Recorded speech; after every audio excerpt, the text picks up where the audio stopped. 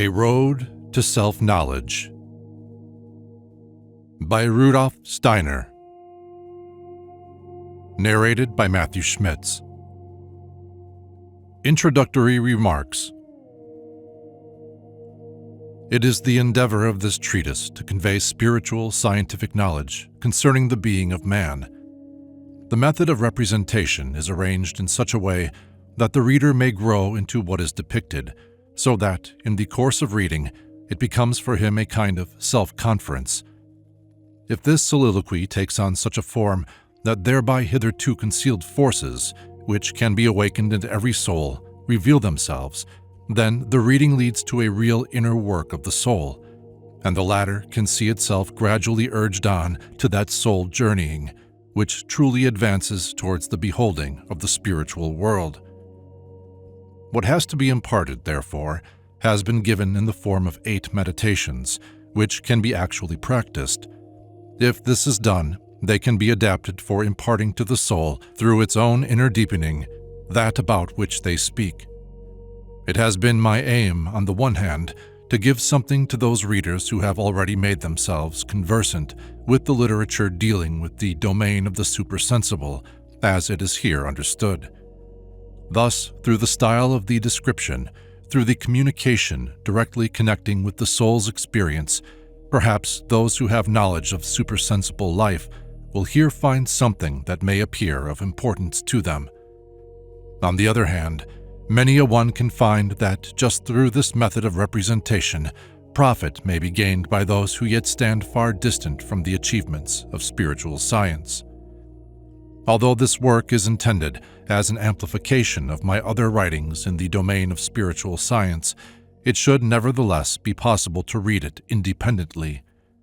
It has been my endeavor in my books, Theosophy and Occult Science, to represent the things as they show themselves to observation when it ascends to the spiritual. In these works, the method of representation is descriptive, and its direction prescribed by conformity to the law manifesting out of the things themselves. In this, A Road to Self-Knowledge, the method of representation is different. Herein is stated that which can be experienced by a soul which sets out on the path to the spirit in a certain manner. The treatise may therefore be regarded as an account of experiences of the soul, only it must be taken into consideration that the experiences which can be gained in such a way, as is here described, must assume an individual form in each soul according to its own peculiarity. It has been my endeavor to do justice to this fact, so that one can also imagine that what is depicted here has been actually lived through by an individual soul, exactly as represented. The title of this treatise is, therefore, A Road to Self-Knowledge. On that account, it may serve the purpose of assisting other souls to live into this portrayal and attain to corresponding goals, and is an amplification of my book, Knowledge of the Higher Worlds and its Attainment. Only isolated fundamental experiences of a spiritual scientific nature are represented. The giving of information in this manner of the further spheres of spiritual science is suspended for the present. Rudolf Steiner, Munich, August 1912. First Meditation, in which the attempt is made to obtain a true idea of the physical body. When the soul is surrendered to the phenomena of the outer world by means of physical perception, it cannot be said, after true self-analysis, that the soul perceives these phenomena, or that it actually experiences the things of the outer world. For during the time of surrender, in its devotion to the outer world, the soul knows in truth nothing of itself. The fact is rather that the sunlight itself, radiating from things through space in various colors, lives or experiences itself within the soul. When the soul enjoys any event, at the moment of enjoyment, it actually is joy insofar as it is conscious of being anything. Joy experiences itself in the soul. The soul is one with its experience of the world. It does not experience itself as something separate which feels joy, admiration, delight, satisfaction, or fear. It actually is joy, admiration, delight, satisfaction, and fear. If the soul would always admit this fact, then and only then would the occasions when it retires from the experience of the outer world and contemplates itself by itself appear in the right light. These moments would then appear as forming a life of quite a special character, which at once shows itself to be entirely different from the ordinary life of the soul. It is with this special kind of life that the riddles of the soul's existence begin to draw upon our consciousness, and these riddles are, in fact, the source of all other riddles of the world. For two worlds, an outer and an inner, present themselves to the spirit of man. Directly the soul for a longer or shorter time ceases to be one with the outer world and withdraws into the loneliness of its own existence. Now, this withdrawal is no simple process, which, having been once accomplished, may be repeated again in much the same way. It is much more like the beginning of a pilgrimage into worlds previously unknown. When once this pilgrimage has begun, every step made will call forth others, and will also be the preparation for these others. It is the first step which makes the soul capable of taking the next one, and each step brings fuller knowledge of the answer to the question, what is man in the true sense of the word?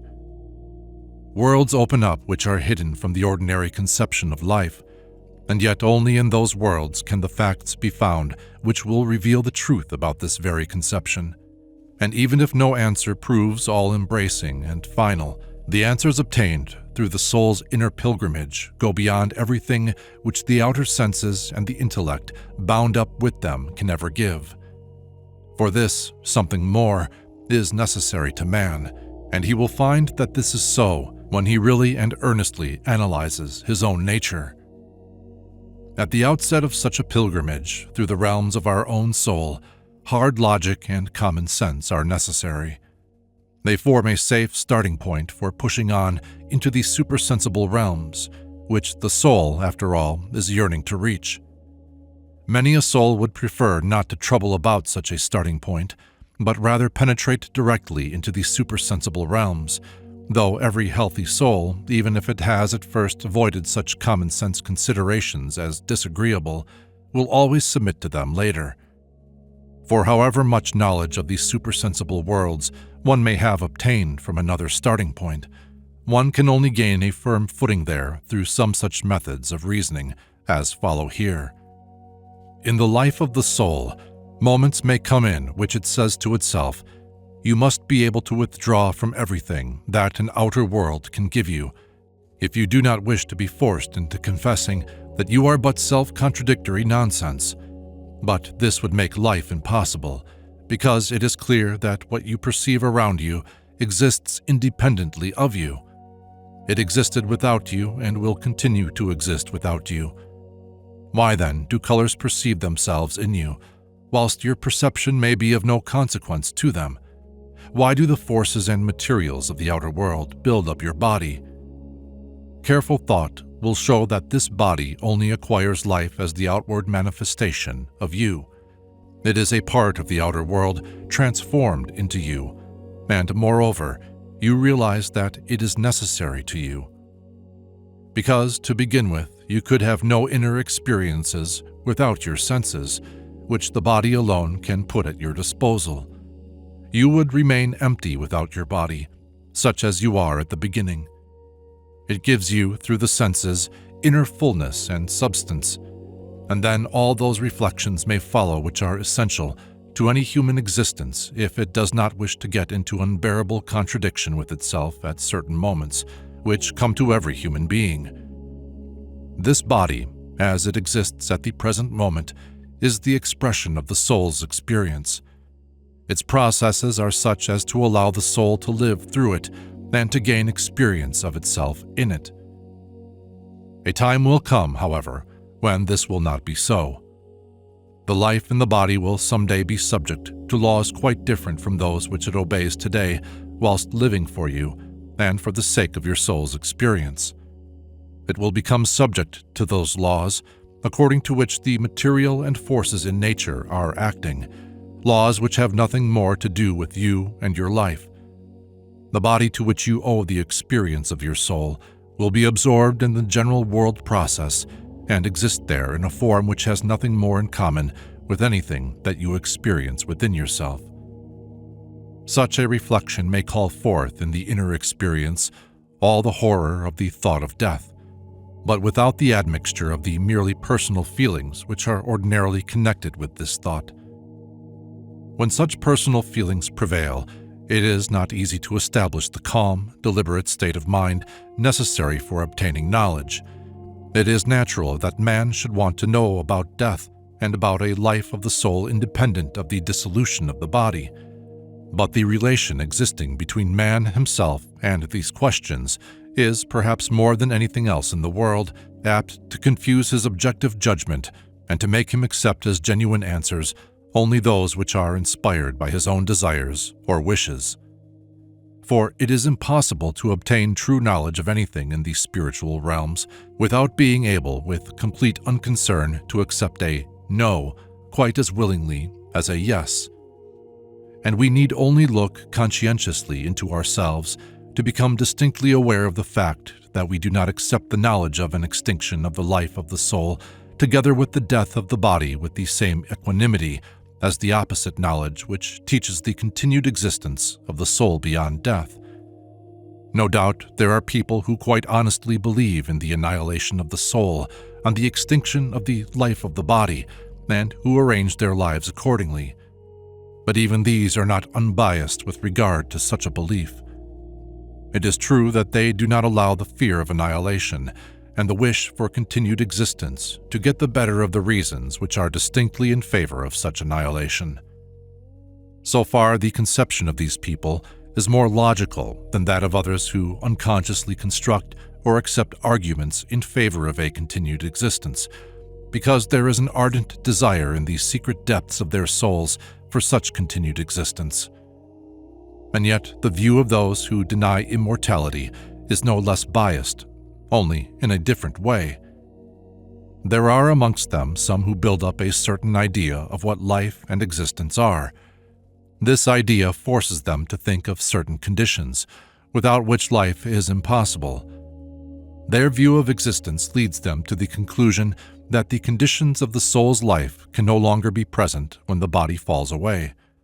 Such people do not notice that they have themselves from the very first fixed an idea of the conditions necessary for the existence of life, and cannot believe in a continuation of life after death for the simple reason that, according to their own preconceived idea, there is no possibility of imagining an existence without a body.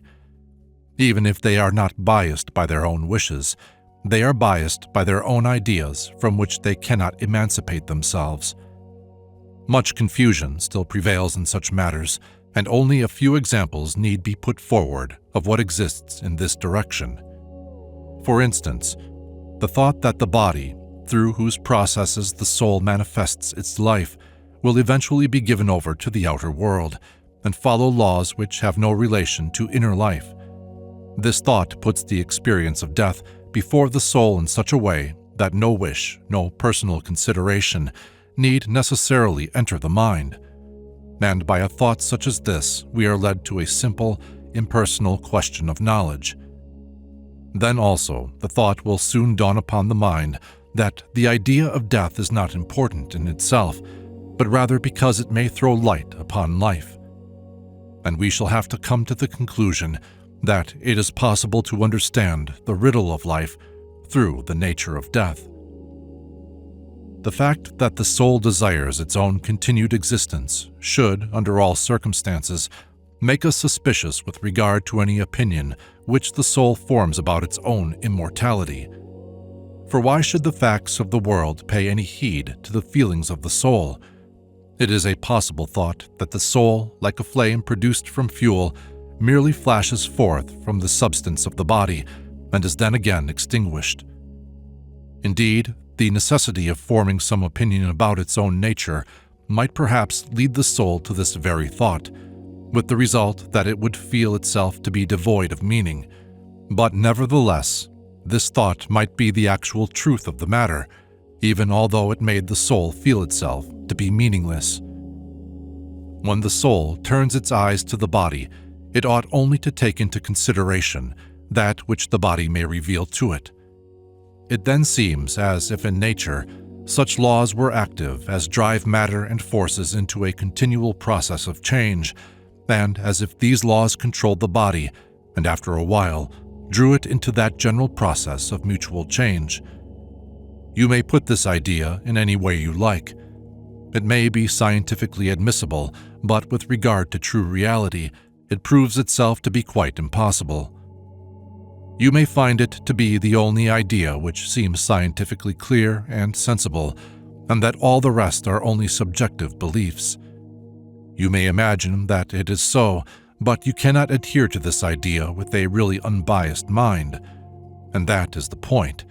Not that which the soul, according to its own nature, feels to be a necessity, but only that which the outer world, to which the body belongs, makes evident, ought to be taken into consideration.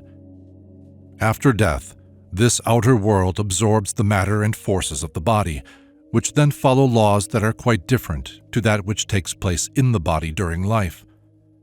These laws, which are of a physical and chemical nature, have just the same relation to the body as they have to any other lifeless thing of the outer world. It is impossible to imagine that this indifference of the outer world with regard to the human body should only begin at the moment of death, and should not have existed during life. An idea of the relation between our body and the physical world cannot be obtained from life, but only from impressing upon our mind the thought that everything belonging to us as a vehicle of our senses, and as the means by which the soul carries on its life, all this is treated by the physical world in a way which only becomes clear to us when we look beyond the limits of our bodily life and take into consideration that a time will come when we no longer have about us the body in which we are now gaining experience of ourselves. Any other conception of the relation between the outer physical world and the body conveys in itself the feeling of not conforming with reality. The idea, however, that it is only after death that the real relationship between the body and the outer world reveals itself does not contradict any real experience of the outer or the inner world. The soul does not feel the thought to be unendurable, that the matter and the forces of its body are given up to processes of the outer world which have nothing to do with its own life. Surrendering itself to life in a perfectly unprejudiced way, it cannot discover in its own depths any wish arising from the body which makes the thought of dissolution after death a disagreeable one. The idea becomes unbearable only when it implies that the matter and forces returning to the outer world take with them the soul and its experiences of its own existence. Such an idea would be unbearable for the same reason as would any other idea, which does not grow naturally out of a reliance on the manifestation of the outer world. To ascribe to the outer world an entirely different relation to the existence of the body during life from that which it bears after death is an absolutely futile idea. As such, it will always be repelled by reality, whereas the idea that the relation between the outer world and the body remains the same before and after death is quite sound. The soul, holding this latter view, feels itself in perfect harmony with the evidence of facts. It is able to feel that this idea does not clash with facts which speak for themselves and to which no artificial thought need be added. One does not always observe in what beautiful harmony are the natural, healthy feelings of the soul with the manifestations of nature. This may seem so self-evident as not to need any remark, and yet this seemingly insignificant fact is most illuminating. The idea that the body is dissolved into the elements has nothing unbearable in it, but on the other hand, the thought that the soul shares the fate of the body is senseless. There are many human, personal reasons which prove this, but such reasons must be left out of consideration in objective investigation. Apart from these reasons, however, thoroughly impersonal attention to the teachings of the outer world shows that no different influence upon the soul can be ascribed to this outer world before death from that which it has after death. The fact is conclusive that this idea presents itself as a necessity and holds its own against all objections which may be raised against it. Anyone who thinks this thought when fully self-conscious feels its direct truth. In fact, both those who deny and those who believe in immortality think in this way. The former will probably say that the conditions of the bodily processes during life are involved in the laws which act upon the body after death. But they are mistaken if they believe that they are really capable of imagining these laws to be in a different relation to the body during life, when it is the vehicle of the soul from that which prevails after death. The only idea possible in itself is that the special combination of forces which come into existence with the body remains quite as indifferent to the body in its character of a vehicle for the soul as that combination of forces which produces the processes in the dead body. This indifference is not existent on the part of the soul, but on the part of the matter and the forces of the body. The soul gains experience of itself by means of the body, but the body lives with, in, and through the outer world, and does not allow any more importance to the soul as such than to the processes of the outer world. One comes to the conclusion that the heat and cold of the outer world have an influence upon the circulation of the blood in our body, which is analogous to that of fear and shame which exist within the soul. So, first of all, we feel within ourselves the law of the outer world active in that special combination of materials which manifests itself as the form of the human body. We feel this body as a member of the outer world, but remain ignorant of its inner workings. External science of the present day gives some information as to how the laws of the outer world combine within that particular entity which presents itself as the human body.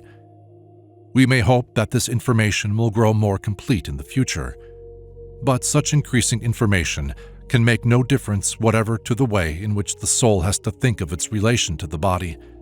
It will, on the contrary, bring more and more into evidence that the laws of the outer world remain in the same relation to the soul before and after death. It is an illusion to expect that the progress of the knowledge of nature will show how far the bodily processes are agents of the life of the soul. We shall more and more clearly recognize that which takes place in the body during life, but the processes in question will always be felt by the soul as being outside it in the same way as the processes in the body after death.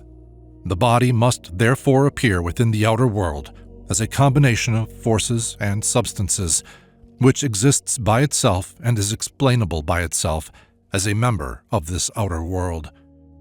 Nature causes a plant to grow and again decomposes it. Nature rules the human body and causes it to pass away within her own sphere. If man takes up his position to nature with such ideas, he is able to forget himself and all that is in him and feel his body as a member of the outer world. If he thinks in such a way of its relations to himself and to nature, he experiences in connection with himself that which we may call his physical body.